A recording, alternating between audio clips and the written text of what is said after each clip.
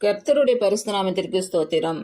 இன்றைய நாளுக்கான தேவ வார்த்தை ஏசாயா 44 அதிகாரம் 1, 2 மற்றும் 3 வசனங்கள். இப்போதும் என் தாசனாகிய யாக்கோபே, நான் தெரிந்து கொண்ட இஸ்ரவேலே கேள். உன்னை உண்டாக்கினவரும் தாயின் கற்பத்தில் உன்னை உருவாக்கினவரும் உனக்கு துணை செய்கிறவருமாகிய கர்த்தர் சொல்கிறாராவது, என் தாசனாகிய யாக்கோபே, நான் தெரிந்து கொண்ட யெஷுரனே, பயப்படாதே. தாகமுள்ளவன் மேல் தண்ணீரையும் வறண்ட நிலத்தின் மேல் ஆறுகளையும் ஊற்றுவேன்.